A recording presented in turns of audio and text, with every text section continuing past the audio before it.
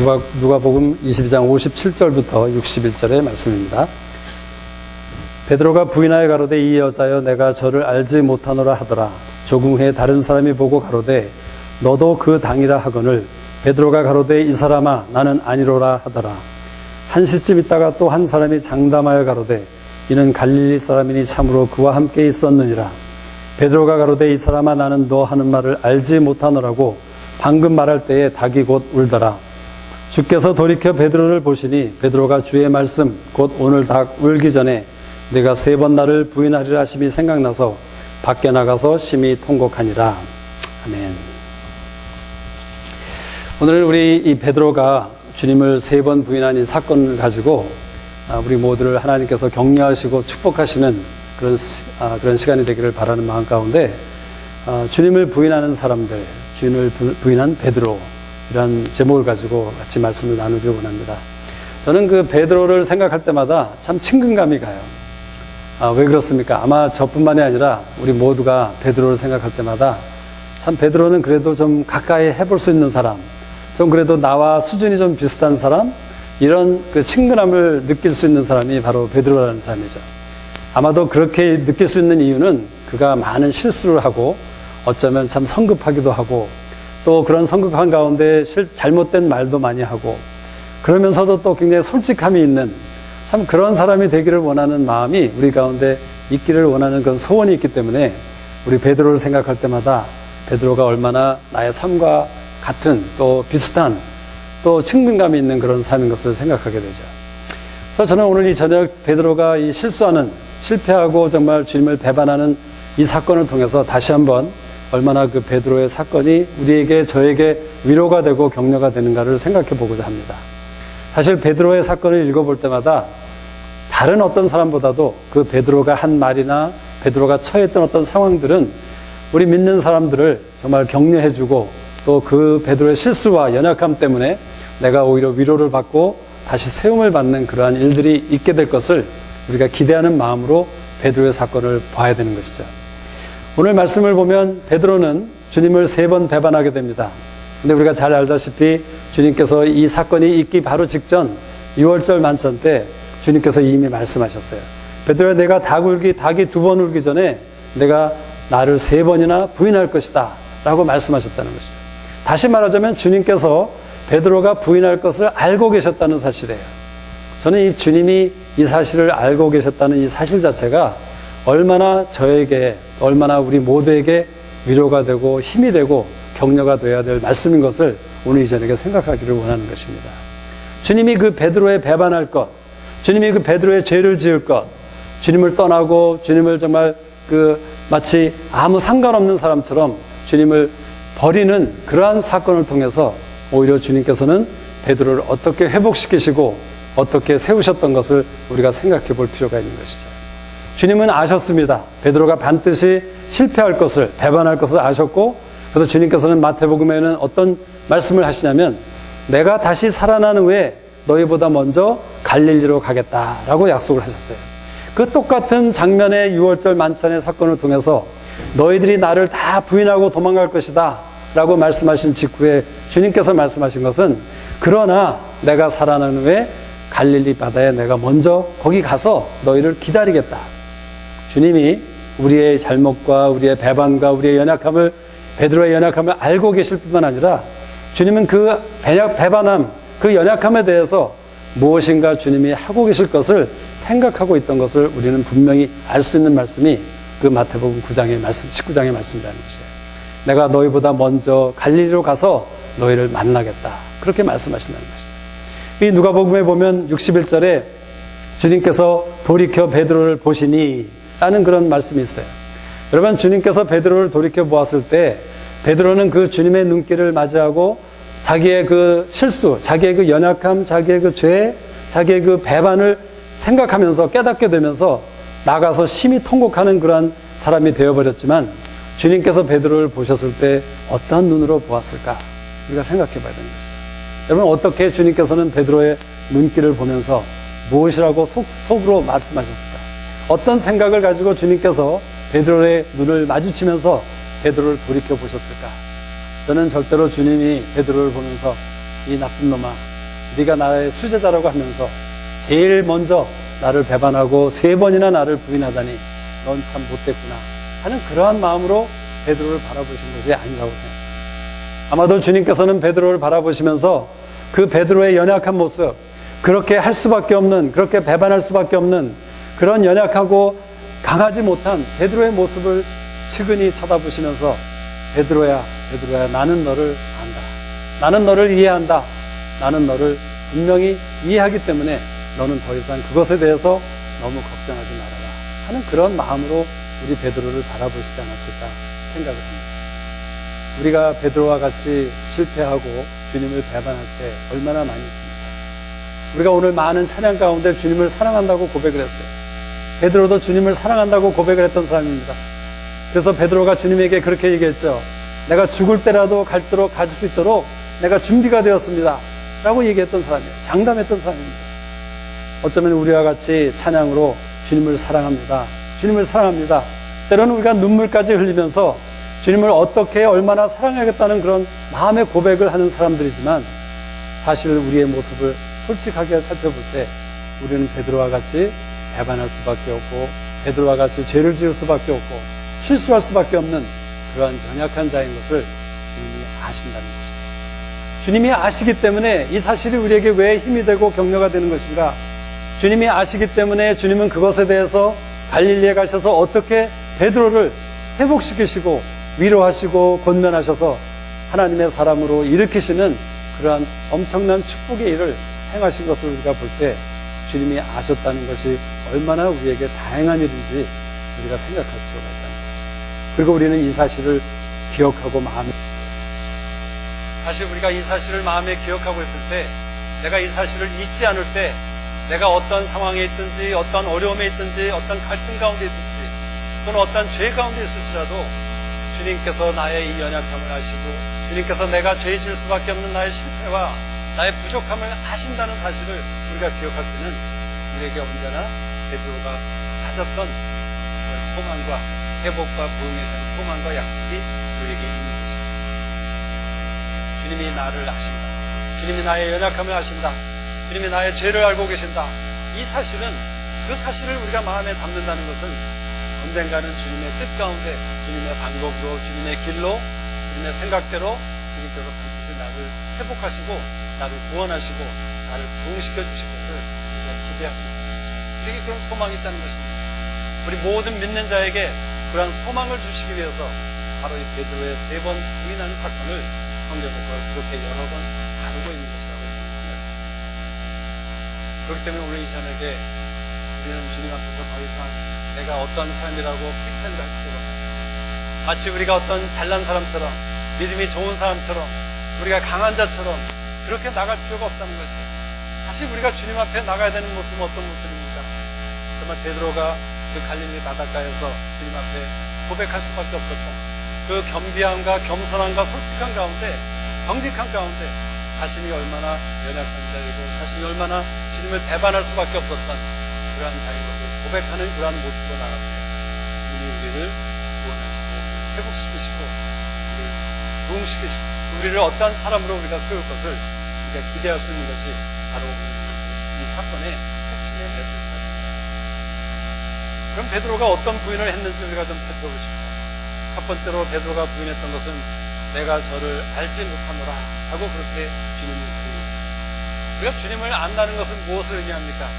여러분, 주님을 안다는 것은 내가 주님의 어떠하심과 주님의 성품을 알고 주님의 성품을 바라보고 주님의 생각과 주님의 마음에 있는 것들을 아는 사람인 것을 얘기하는 것입니다. 주님을 안다는 것은 나의 삶의 현장에서 바로 주님의 어떠함이 주님의 말씀과 주님의 생각과 주님의 마음에 있는 그런 어떤 것들이 나타나고 증거되는 삶이 바로 주님을 아는 자의 삶이 되어야 되는 것을 얘기하는 것입니다. 바로 장막장의 삶을 얘기하는 것입니다. 이 장막장의 사역의 깊은 목소리를 얘기합니다. 우리가 정말 주님을 안다고, 주님을 알기를 원한다고 고백할 때는 바로 그것은 무엇이냐 하면 내가 나의 삶의 현장에서, 내가 사는 직장터에서, 내가 일하는 곳에서, 사업터에서, 내가 근무하는 그곳에서 바로 그곳에서 하나님의 성품, 주님의 어떠하심을 드러내고 주님의 마음과 주님의 성품으로 나타내고 증거하는 자의 삶을 살기로 작정하는 것이 바로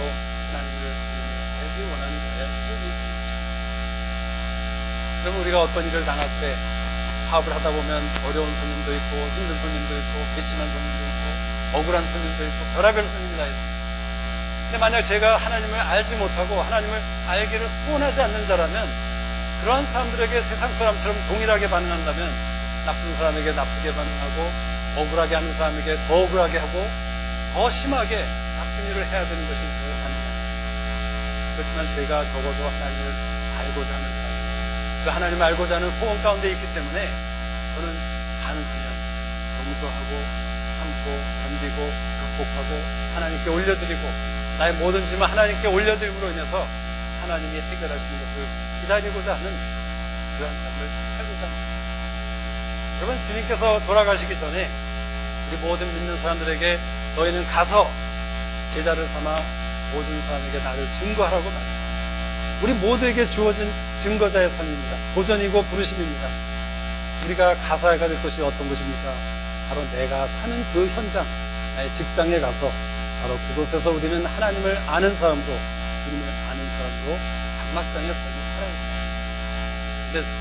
그런데 참 불행한 사실은 우리가 교회 안에서는 어떠한 삶으로 살고 있지만 교회 밖에서는, 사업소에서는, 직장에서는 우리가 그렇게 살지 못하는 것이 바로 우리의 문제가 아닙니다. 사도 바울이 그렇게 얘기했습니다. 모든 사람이 죄를 범하였으니, 그 모든 사람은 누구입니까? 유대인과 하나님을 안다고 했던 유대인들과 하나님을 알지 못하는 모든 이방인들이 모든 사람이에요. 사도 바울의 의견에 의하면, 또 사도 바울이 아는 사실에 의하면, 현실에 의하면 어떤 것이었습니까? 그 이 하나님을 알지 못하고 무지한 이방인들이나 마찬가지로 그 회당 안에 있었던 많은 유대인들, 모든 유대인들이 동일한 죄를, 어쩌면 정도는 차이가 날 수 있지만 어쩌면 드러나지 않을 수 있지만 그들이나 저들이나 동일하게 하나님 앞에 죄를 짓는 죄인이었다는 사실을 로마서에서 선포하고 있습니다. 그렇다면 지금의 기독교인들이나 믿는 자나 믿지 않는 자나 모든 사람이 죄를 범하였습니다. 그것은 성경의 말씀입니다. 진리라는 것이 우리 안에 죄가 있다는 것을 증명하는 말씀인 것입니다. 사실 우리 자신을 살펴볼 때 우리 안에 어떤 죄들이 있습니까? 세상에서 짓는 부정직한 죄, 세상에서 짓는 잘못된 죄, 난폭한 죄, 여러 가지 많은 죄들을 우리 모두가 이 모습 저 모습으로 그것의 정도는 다를 수 있지만 우리가 그 죄를 간직하고 회개하고 있는 사람들이 바로 우리라는 것입니다. 근데 우리는 그 죄에 대해서 하나님 앞에 드러내기를 원치 않냐고, 감추기를 원하고 숨기기를 원하는 가운데 있는 그러한 사람들. 그래서 우리는 어쩌면 하나님을 알기를 원한다고 하면서도 하나님을 알지 못하는 자로 살고 있는 그러한 죄 안에 있는 모습이 바로 우리의 모습인 것을 오늘 베드로의 부인을 통해서 우리에게 알려주시고 도전하시는 것이죠. 저나 여러분이나 모두 죄인입니다. 우리가 이 사실을 인정할 필요가 있는 것이죠. 우리가 이 사실을 인정하는 가운데 주님, 내가 주님을 부인하는, 주님을 알지 못하는 자로 살고 있지만 주님, 이 시간 이 저녁에 다시 한번 주님을 알기를 진정 소원하는 자로 일어나기를 원하고, 바로 주님이 나를 그러한 자로 아시기 때문에 주님께서 그것에 대해서 대책을 가지고 계시고 주님은 반드시 나를 다시 세워주시기 원하시는 것이 하나님의 마음이며 주님의 마음인 것을 우리가 기억하며 주님 앞에 나갈 필요가 있다는 것이죠. 예레미야 9장에 보면 하나님께서 그렇게 말씀하셨어요. 지혜로운 자는 지혜를 자랑하지 말라. 부한 자는 부를 자랑하지 말라. 용맹이 있는 자는 용맹을 자랑하지 말라. 너희들이 자랑할 것이 있다면 오직 하나님 아는 것을 자랑하라고 말씀하셨습니다. 그렇다면 무엇을 얘기하는 것입니까? 우리가 교회 안에서는 우리가 믿음의 얘기를 할 때는 마치 하나님을 잘 아는 사람처럼, 그래서 마치 나의 삶 속에서 내가 하나님을 아는 그 모습이 제대로 증거되고 정말 하나님을 아는 그것이 그대로 나타나는 삶을 살 것처럼 우리가 얘기하지만 그렇게 하지 못하고 있는 이유가 무엇입니까? 어쩌면 우리는 나도 인정하고 싶지 않지만 내가 자랑하고 싶은 것이 하나님을 아는 것이 아니라 그것보다도 오히려 부를 자랑하고 싶고 오히려 지혜를 자랑하고 싶고 오히려 용맹을 자랑하고 싶은 것이 우리의 솔직한 마음이기 때문에 우리는 교회 안에서나 하나님의 전 안에서나 그 삶과 그 교회 밖을 떠났을 때에 우리 삶의 현장에서의 삶이 다른 모습으로 나타나는 것이 아닌가 우리가 생각해 볼 필요가 있다는 것이죠. 이 베드로가 했던 첫 번째 부인이라는 것은 바로 장막장의 삶을, 장막장이로서 하나님을 섬기고 하나님을 증거하는 삶을 살지 못하게 하는 그러한 부인이라고 얘기할 수 있는 것이죠. 근데 주님께서는 그것에 대해서 내가 안다. 내가 너희보다 먼저 갈릴리로 가서 너를 만나겠다라고 말씀해 주시는 것이에요. 바로 그 말씀은 무엇입니까? 바로 하나님을 알지 못하고 하나님을 아는 삶을 살지 못하고 있는 우리에게 주님께서는 어떤 대책을 가지고 계시고 계획을 가지고 계시고 그 계획 가운데 우리를 다시 새롭게 하시고 일으키기 원하시는 것이 하나님이에요. 두 번째 베드로의 부인은 무엇이었습니까? 너도 그 당이라, You are one of them. 그렇게 한 하인이 그렇게 얘기했더니 베드로가 나는 아니로라 라고 얘기했어요. 그 당이다 라는 것은 무엇입니까? 바로 주님께 속한 사람을 얘기하는 것이 아닙니다. 다시 표현하자면 하나님의 백성된 자들을 얘기합니다. 구약 성경에 보면 특별히 에스겔서와 에레미야서를 보면 여러 군데에서 하나님께서 그렇게 말씀하세요. 내가 이런 심판을 행하고 내가 이런 벌을 이스라엘 백성들에게 내리고 내가 이러한 일 저런 일을 할 수밖에 없었던 많은 이유들 중에 그 모든 것의 이유는 마침내 그것을 통해서 내가 너희의 하나님이 되고 너희는 나의 백성이 될 것이다 라는 그 결론을 위해서 하나님께서 여러 가지 일들을 이스라엘 백성들에게 행하시고 계신 것을 보게 됩니다. 그것이 마치 에레미야서와 에스겔서의 주제인 것처럼 결론인 것처럼 하나님께서는 그 말씀을 많이 하십니다. 내가 너의 하나님이 되기를 그리고 너는 나의 백성이 되기를 그것은 무엇을 의미하는 것입니까?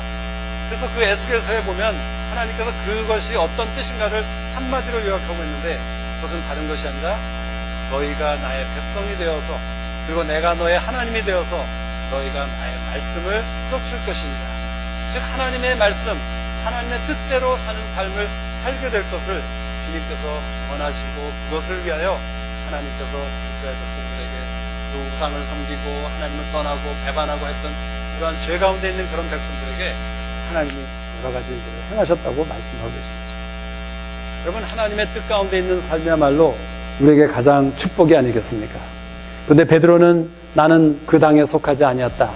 나는 그곳에 속한 사람이 아니다 라고 말하면서 주님께서 베드로를 사람을 낚는 어부로 부르셔서 이미 3년 동안의 공생의 생활을 통해서 주님께서는 베드로의 삶 가운데 여러 가지 일을 행하셨어요. 말씀을 통해서 가르치셨고 주님의 이적과 힐링을 통해서 여러 가지 일들을 보여주셨습니다. 주님의 어떠하심, 주님의 사랑과 용서와 주님의 긍휼히 여기는 마음을 베드로에게 가르쳐 주셨어요. 그래서 그것이 이미 베드로라는 사람 안에 자기는 알 수 없었지만 어쩌면 느끼지 못했지만 이미 베드로의 삶 가운데는 그러한 주님이 하신 일들이 주님의 뜻대로 이루어진 일들이 많이 축적되고 쌓여져 있다는 것이에요. 근데 베드로는 이러한 어려움 사건 가운데 주님이 잡혀가는 그러한 엄청난 사건 가운데 그 사실을 부인하면서 주님 나는 더 이상 주님의 백성이 아닙니다. 나는 주님께 속한 자가 아닙니다. 라고 그렇게 부인을 하고자 했다는 것이죠. 또 요한복음 21장에 보면 베드로가 어떻게 합니까? 나는 물고기 잡으러 가겠다 라고 얘기했어요. 이제 주님이 돌아가시고 십자가에 달리셔서 돌아가셨고 자기는 이미 주님을 뵌 경험도 있지만 아직도 그것이 믿지 못해졌기 때문에 그는 자기에게 주어진 그 사람을 낚는 어부가 되게 하시겠다는 주님의 부르심을 망각하고 그것을 포기하고 저버리고 이제는 그저 물고기 잡는 사람으로 이전 사람으로 돌아가겠다고 한편한 한심한 얘기를 하는 것이 아마 이때 사단은 옆에서 박수를 치면서 잘한다 베드로야 더 해라 하면서 주님을 떠나가기를 원하고 있습니다. 우리도 얼마나 이런 일이 많습니다. 우리가 하나님을 섬기는 사역자라면 하나님을 섬기고 하나님의 사람이 되기를 원하는 제자라면 이런 경험들이 없을 수가 없는 것이죠. 우리가 사람이기 때문에 죄인이기 때문에 우리가 실패하긴 합니다. 우리가 배반하곤 한다는 것이죠. 또 사람들에게 지탄을 받을 어떤 일도 하게 됩니다. 그럴 때마다 사단은 또 내 마음은 어떻습니까? 나를 정죄하면서 너는 더 이상 가치가 없다. 너는 가능성이 없다. 너는 절대로 그 부르심의 일을 할 수가 없는 것이다. 너의 삶 가운데 하나님의 부르심이 도무지 이루어질 수 있는 가능성이 없다. 라고 말하면서 우리는 떠나가기를 원하고 포기하기를 원합니다. 네, 저도 그런 마음입니다. 더 이상 이제는 하고 싶지 않은 이런 사람인데 내가 고작 이런 정도인데 내가 어떻게 하나님의 일을 할 수 있을까? 내가 이런 문제가 있으면서 이러한 사건들을 가지고 있으면서 어떻게 하나님을 더 섬길 수 있을까? 라는 그러한 자꾸 보자기 포기하고 싶은 마음, 우리가 기억해야 되는 것입니다. 주님이 이 사실을 알고 계십니다. 주님이 이 사실을 알고 계시고 반드시 우리를 하나님이 뜻하신, 주님이 뜻하신 그 어떤 부르심의 삶으로 우리를 반드시 일으키시고 그 일을 이루실 것을 우리가 믿는 사람이 되는, 어떻게? 주님이 하신다는 것입니다. 특별히 여러분이 실패 가운데 있을 때, 특별히 여러분이 주님을 배반하고 어떤 죄 가운데 있을 때, 물론 사단은 우리를 정죄하고 우리에게 판단하며 우리를 누를 것입니다. 짓누를 것이에요. 힘든 것입니다. 일어나기 어려울 것입니다.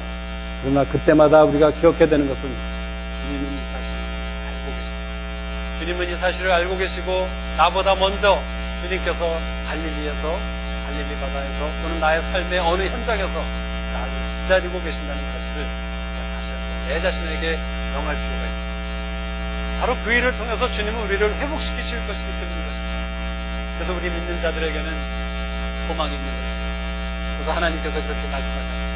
예레미야 선지자 통해서 내가 너희를 향한 생각을 내가 하나니 재앙이 아니라 평안이요 소망을 주게 하시고 또 말씀하시고 내가 너를 향한 생각은 재앙이 아니라 평안이라고 우리 현수자매에게 말씀하십니다. 장래에 소망이 있다고. 사실 로마서 9장에만 11장 9절인가요? 그 말씀을 보면 하나님의 은사와 부르심에는 후회함이 없다. 이 율법, 하나님이 우리에게 주시는 어떤 은사와 하나님이 우리를 부르시는 어떤 부르심에는 절대로 후회함이 없어요. 캔슬할 수가 없는 것입니다. 그렇다면 그것은 무엇을 얘기합니까? 내가, 우리 여러분이 하나님의 백성되고 하나님의 자녀가 됐다는 사실은 절대로 그 어떤 것도, 그 무엇도, 우리의 죄도, 우리의 실패도, 우리의 배반도 우리 그 하나님의 백성된 하나님의 자녀된 사실을 절대로 캔슬할 수 없다는 것입니다. 하나님이 그렇게 제안을 하셨어요. 얼마나 감사한지요. 하나님이 만약 너희가 잘못하면, 죄를 지으면 너는 당장 내 백성이 아니다, 이렇게 말씀하셨다면 우리는 소망이 없는 것입니다. 그렇지만 우리는 소망이 없는 것입니다. 왜? 하나님께서 우리를 얼마나 어떻게 사랑하십니까? 우리가 아직 죄인 되었을 때에 당신의 독생자 예수 그리스도를 십자가에 달리게 하심으로 우리에 대한 사랑을 확증하시는 그 주님이 그렇게 작정하신 것입니다. 법을 만들어 놓으신 거죠. 너희에게 준 구원은, 너희에게 준 은사는, 너희에게 준 그 부르심은 절대로 그 무엇도 캔슬할 수 없는 것이라고. 그렇다면 하나님이 하나님의 뜻 가운데, 우리의 삶 가운데 이루고 계신 일들, 한 가지, 두 가지, 다섯 가지, 10가지, 20가지, 50가지, 100가지 일들은 계속 쌓여져 가고 있는 것이에요. 우리는 그런데 가끔 실수와 배반과 연약함과 죄를 통해서 그런 일이 있을 때마다 아이고 이제는 다 모든 것이 다 무너졌구나, 와르르 무너졌구나. 그 무슨 말이 있죠? 제가 그 표현이 생각이 안 나는데, 모든 것이 다 캔슬된 것처럼 우리는 자포자기하고 실패감에 쌓여서 어쩔 줄을 모르고 있다는 것이죠. 그런데 하나님의 말씀에 의하면 하나님이 우리 가운데 행하시고 계신 하나님의 뜻을, 하나님이 이루고 계신, 이루어 주신 그 일들은 절대로 캔슬되는 것이 아니라 계속 쌓아지고 있는 것을 우리 하령자매와 제가 몇 번 나눈 적이 있지만, 우리 믿는 자들의 삶은 그 나선형과 같은 그런 삶이에요. 스파이럴. 우리가 그 산을 올라갈 때 이렇게 돌아서 이렇게 계속 올라가지 않습니까? 근데 이 도는 가운데 때로는 내려갔다가 다시 올라가고 내려갔다 다시 올라가는 그러한 일들이 계속 반복되는 것이에요. 그래서 우리 믿는 자의 삶은 때로는 어떤 죄와 실패 가운데 마치 우리가 떨어져가는 그런 느낌과 그런 생각들이 들 수가 있지만, 하나님께서는 결국은 궁극적으로는 우리를 정상으로 옮기시고 계신 것을 우리가 믿어야 한다는 것이에요. 여러분의 삶 가운데 주님이 그렇게 행하시고 계심을 믿기를 원하십니다. 믿으셔야 합니다.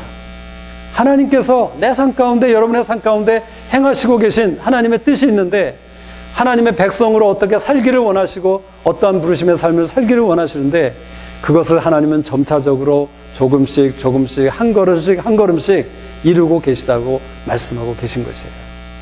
그래서 하나님께서 우리에게 의의를 주시지 않았습니까? 의의라는 것은 무엇입니까? 하나님과 나와의 올바른 관계를 얘기하는 것이에요. 그래서 로마서에서 하나님께서 우리의 의의에 대해서 설명하실 때 아브라함의 의의가 바로 우리의 의의라고 말씀하십니다. 그런데 아브라함의 의의는 어떤 것이라고 말씀하십니까? 그가 죽을 사람, 그의 몸이 죽어가는 그러한 몸이었지만 그 아브라함이 그것에 대해서 낭망하지 않고 믿음을 견고케 하여 하나님께 영광을 돌리고 드디어 마침내 약속하신 그것이 반드시 이루어질 것을 확증하였느니라. 그것을 바로 하나님께서 아브라함의 의라고 하셨어요.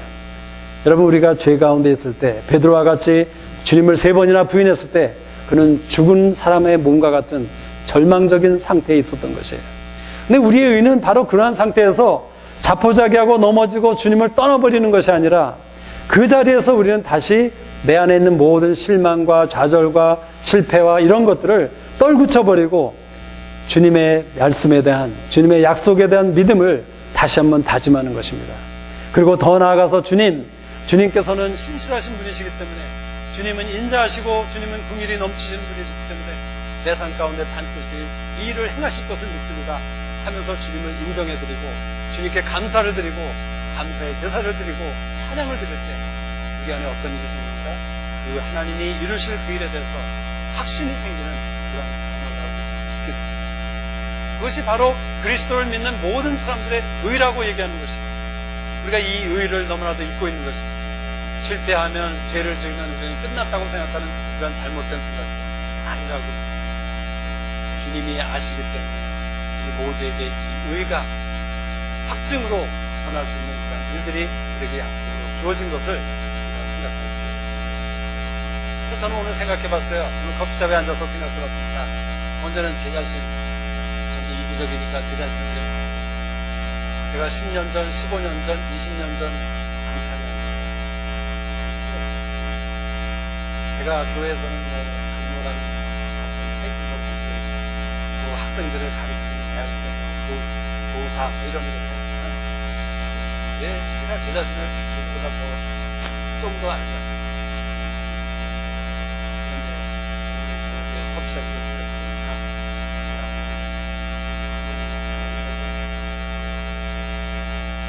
제가 완전하다는 것이 아닙니다.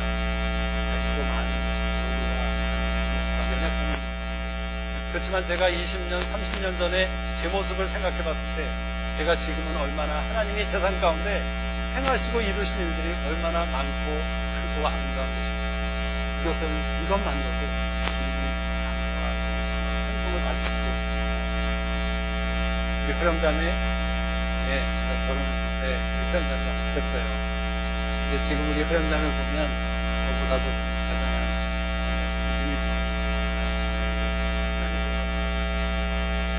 우리 재복 형제님, 제가 처음 만났을 때 재복 형제님은 어떻게 생각할지 모르지만 재복 형제님의 모습이 없거든요. 지금 재복 형제님 거의 아비의 모습을 가지고 힘든 가운데 주님께서 그 거룩한 변화를 이루셨습니다. 우리 민돈 형제님, 제가 처음에 장말장에 사역에 조인했을 때 아주 젊고 아주 파리파리한 아주 하여튼 그런 젊은, 정말 그런 형제님. 그런데 지금은 참 성숙함이 엿보이는 하나님이 변하게 하신 그런 일들. 우리 장광희 형제님, 지금 머리는 비록 많이 없어지셨지만, 우리 장광희 형제님 어떻습니까? 광희 형제님도 너무나도 많이 변하셨죠. 너무나도 좋은 변화를 하나님께서 이루신 것을 우리가 인정할 필요가 있는 것입니다. 그렇게 하고 계십니다. 여러분 안에는 하나님이 이루시고 있는 이 일이 있다는 것이에요. 이 베드로가 한 두 번째 부인은 하나님의 백성으로서 마땅히 살아야 될 그 하나님의 뜻에 따른 삶을 살지 못하게 하는 그 일이 바로 이 베드로가 한 두 번째 부인이지만 주님이 아시기 때문에 우리에게 다시 한번 소망이 있는 것이에요. 바로 나의 삶을 통해서, 여러분의 삶을 통해서 반드시 하나님이 이루실 뜻이 있고 하나님이 뜻하신 그 부르심의 삶을 하나님이 이루실 것을 우리가 기대할 수 있는 것입니다. 세 번째 부인은 무엇이었습니까? 세 번째 부인은 주님, 그와 함께 있었느니라 라고 했더니 나는 너가 하는 말을 알지 못하겠다. 즉 주님과 함께 있었다는 사실을 부인했죠. 마가복음 3장 13절에서 14절에 보면 주님께서 제자들을 부르셨습니다. 그리고 주님께서 제자들을 부르시고 제자들을 부르셨을 때 제자들이 무엇을 해야 될 사람인가를 그 말씀이 설명하고 있는데 제일 처음에 나오는 말씀이 뭐죠? 주님과 함께 하게 하시고 여러분, 제자라는 것은 다른 것이 아니라 주님과 함께하는 자라는 것이에요. 주님이 동해 가시면 동해 가서 함께 있고, 주님이 서해 가시면 서해 가서 함께 있고, 주님이 환자를 고치시면 환자를 고치는 그 자리에 있고, 주님이 식사를 하시면 식사하는 그 자리에 있고, 주님이 주무시면 주무시는 그 자리에 함께 있는 것이 제자의 마땅한 삶이요, 제자의 가장 중요한 기본적인 가장 첫 번째의 의무와 책임이 바로 제자의 삶의 그 의무가 그곳에 있다는 것을 우리가 기억해야 되는 것이에요. 근데 불행하게도 많은 사람들은 제자의 부르심을 가지고 있지만 함께 있지 못해요. 왜 그렇습니까? 편안하지 않대요. 여기 와봤더니 이것이 마음에 안 들어요. 또 저 사람이 보기가 싫어요. 장소가 너무 넓어서 마음에 안 들어요. 여러 가지 이유와 내가 편안치 않고 내 마음에 들지 않고 내가 이해하지 못하고 내가 생각하는 것과 다르고 하는 이러한 많은 이유들 때문에 우리는 주님과 함께 있기를 거절한다는 것이에요. 그렇다면 무엇입니까? 제자의 삶을 살기를 거절하는 것과 마찬가지의 삶이라는 것이에요. 얼마나 많은 사람들이 주님께서 제자로 부르시고 주님께서 내가 너를 영적인 아비와 어미로 축복하겠다고 말씀하셨는데 그 말씀을 분명히 들었음에도 불구하고 주님과 함께 있기를 거절하고 여러 가지 이유 때문에, 핑계 때문에 못하는 사람들이 많이 있다는 것이에요. 그래서 여러분이 정말 주님이 함께 있으라고 하는 그 자리에 있는 사람이라면 그것은 엄청난 축복인 것을 아시기 바랍니다. 우리의 생각으로는, 우리의 길로는 어떻게 해야만 내가 하나님의 제자가 되고 어떻게 해야만 하나님의 제자로서 어떤 일을 할 수 있다고 우리는 생각하지만 그것은 다 우리의 하나님의 생각과 하나님의 길과는 전혀 다른, 하나님의 그것과는 너무나도 차원이 낮은 우리 인간의 생각이라는 것이죠. 절대로 그렇게 해서 주님의 제자가 되는 것이 아니라는 것이에요. 주님의 제자가 되는 사람은 주님이 있으라고 하는 그곳에 함께 있는 자, 이유가 어떻든 상황이 어떻든 내가 싫든 좋든 편하든 안 편하든 이해가 되든 안 되든 우리는 그곳에 함께 있을 때 하나님께서 우리를 주님의 제자로 일으키시는 것을 우리가 경험할 수 있다고 말씀하는 것이라는 것이죠. 함께 있을 때 어떤 일이 있게 되었습니까? 사도행전 4장에 보면 베드로와 요한이 그 회당에서 주님을 증거하다가 잡혔습니다. 그 잡혔을 때 그 사두개인들이 그것을 보게 되었죠. 이 사람들이 주님과 함께 있던 사람들인데 가만 보니까 지식이 없고 무식한 자들인데 기탄 없이 얘기한대요. 무엇을 얘기합니까? 제자는 담대하게 기탄 없이 내가 지식이 많아서가 아니라 경험이 있어서가 아니라 하나님이 주시는 용맹한 가운데, 담대한 가운데 하나님의 말씀을 증거할 수 있고 주님을 증거하는 그러한 사람이 바로 제자의 삶이라는 것이에요. 또 그 사람들에게 병 나은 사람이 함께 있었다는 것이에요. 주님의 제자 되는 사람들에게 주님의 제자로 살 때에 우리의 삶 가운데 병을 낫게 하시고 하나님의 일들을 일어나게 하시는 일들이 우리 가운데 있게 될 것을 주님이 말씀하는 것이죠. 이 세 번째 부인은 우리로 제자의 삶을 살지 못하게 하는 그러한 부인인 것입니다. 그러나 다시 한번 말씀드리지만 주님이 이 사실을 아시기 때문에 내가 주님과 함께 있다는 사실을 인정하지 못하고 그 삶을 살지 못할 때도 주님이 그것을 아시기 때문에 우리에게 다시 한번 소망이 있다는 것이에요. 근데 한 가지 우리가 마음에 두셔야 될 것은 not so easy. 그렇다면 우리가 죄를 마음껏 짓고 우리가 마음껏 실패하고 마음껏 실수하고 뻔뻔하게 주님이 아시니까 나를 회복시키십시오 이렇게 해야 되는 것입니까? 아니죠. 우리 베드로를 어떻게 주님이 회복시켰나 우리가 요한복음 21장에서 살펴보시면 주님과 베드로는 특별한 스페셜 인카운트를 할 필요가 있었어요. 아주 특별한 만남을 할 필요가 있었어요. 그 21장에 보면 우리가 잘 알다시피 주님께서 3번 물어보십니다. 베드로야, 시몬아, 시몬아, 내가 나를 사랑하느냐? 그렇게 물으셨어요. 3번 물으셨어요. 근데 처음 2번은 주님께서 처음 2번 내가 나를 사랑하느냐 하는 사랑이라는 단어를 원어를 찾아보면 주님께서 사용하신 단어는 아가페라는 단어. 여러분, 아가페 사랑은 무엇인지 아시죠? 내 목숨을 희생함에 가면서까지 남에게 내 목숨을 희생할 수 있고 줄 수 있는, 스스로 줄 수 있는 그러한 사랑이 바로 아가페 사랑인데 주님께서 처음 시몬아, 시몬아, 내가 나를 아가페로 사랑하느냐? 그것도 네가 나를 아가페로 사랑하느냐? 세 번째는 주님께서 어떤 단어를 사용하셨을까요? 이걸 배우고 필레오라는 세 번째 베드로에게 물어보셨으면 베드로야 내가 필레오로 나를 사랑하느냐 이렇게 물어보셨어요. 재미나는 것은 베드로가 대답했어요. 베드로는 내가 주를 사랑하는 줄 주께서 아시나요? 라고 그렇게 세 번 대답했어요. 처음 세 번, 첫 번째, 두 번째, 세 번 다 베드로는 무엇으로 대답했습니까? 필레오로 대답했습니다. 주님께서 처음 두 번은 내가 나를 아가페로 사랑하느냐 했더니 베드로는 주님께서 아시다시피 나는 주님을 필레오로 사랑합니다 라고 두 번 얘기하고 세 번째도 주님께서 필레오로 물어보실 때 필레오로 대답했습니다. 그래서 이 주께서 아시나이다 하는 단어를 또 찾아보니까 베드로가 처음 두 번은 아이도라는 그런 단어를 썼는데 그것은 무엇이냐면 나의 센스, 나의 느낌으로 나의 만지고 보고 듣는 것으로 아는 것. 그래서 세 번째 마지막 순간에 베드로가 세 번째 주님께서 여쭤보시니까 베드로가 근심하면서 대답하기를 주께서 아시나이다 할 때 그 아시나이다라는 단어는 주께서 지니스토라는 그런 단어를 썼는데 그 단어는 구약의 야다라는 단어와 똑같은 단어입니다. 야다라는 단어 우리 아시죠? 많이 우리 선자며 우리 와인에서 아마존에서 사용했습니다. 우리가 하나님을 알자 할 때 그 안다는 것은 그냥 지식적으로 아는 것을 얘기하는 것이 아니라 아이도로 아는 것이 아니라 야다로 아는 것을 얘기합니다. 부부가 남자와 여자가 부부가 되어서 그 친밀한 관계 가운데 속속들이 그 마음속이나 육신의 모든 것이나 모든 것을 친밀한 가운데 잘 알고 있는 것처럼 경험적으로 아는 그러한 아는 그 야다, 그리스도라는 그 단어를 베드로가 세 번째 베드로가 대답했습니다. 이런 고백입니다. 처음 두 번은 베드로는 이것에 대해서 답을 하고 싶지 않았어요.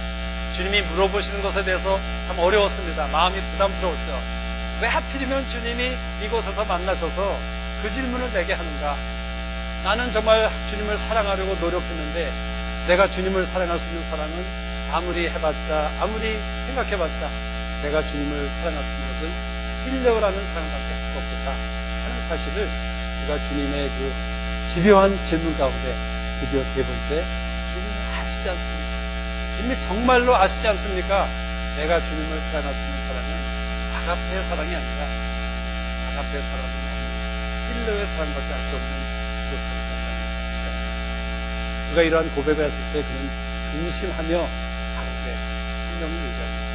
이 근심했다는 것은 뭐 주님이 자기에게 세 번 물어봤기 때문에 뭐 마음이 상하고 자존심이 상했다 이런 뜻보다는 불편해서 그 주님이 그렇게 물어보신 것에 대해서 자기가 얼마나 주님을 사랑한다고 장담을 했던 사람이지만 그것에 대해서 철저히 실패했고 이제 주님 앞에서 할 수 없이 정직한 가운데 자기 자신이 할 수 있는 사랑이라는 고작해야 필레오의 사랑밖에 할 수 없는 부족한 삶이라는 것을 인정하는 그러한 불편한 가운데 그가 주님에게 고백을 했어야 됐던 그 만남이었다는 것이에요.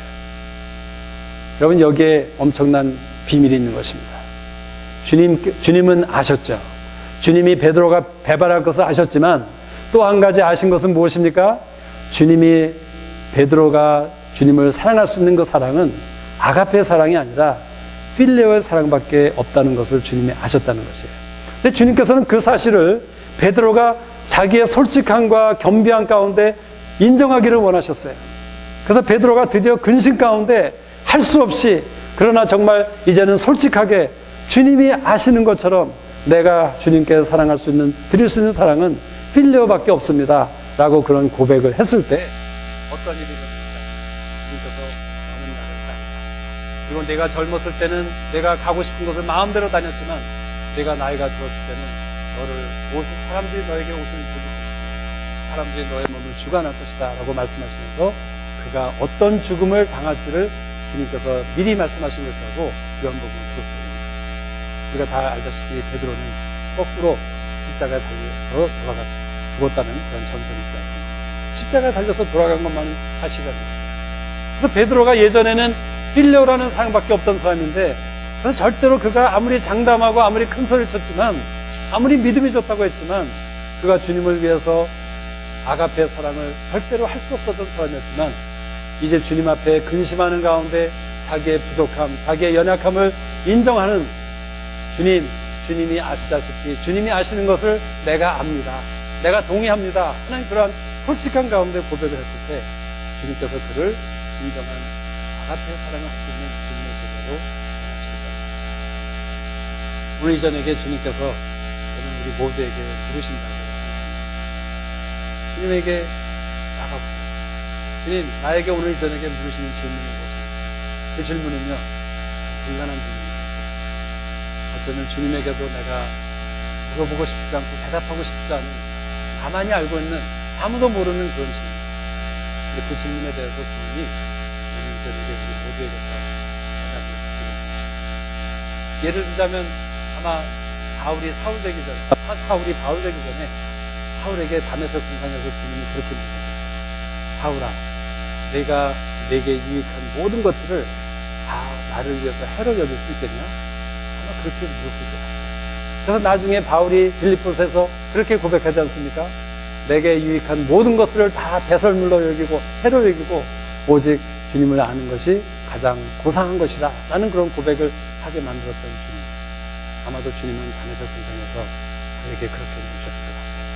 바울아, 내가 유익하고 내가 귀하다고 생각하는 모든 것들을 나를 위해서 해로 여길 수 있겠느냐. 또 주님이 부자 청년 아시죠? 부자 청년에게 뭐라고 물으셨을 것 같아요? 청년, 사랑스러운 청년, 내가 나를 위해서 내가 가진 모든 것을 다 팔아 가난한 자들에게 나누어주고 나를 쫓아올 수 있겠냐.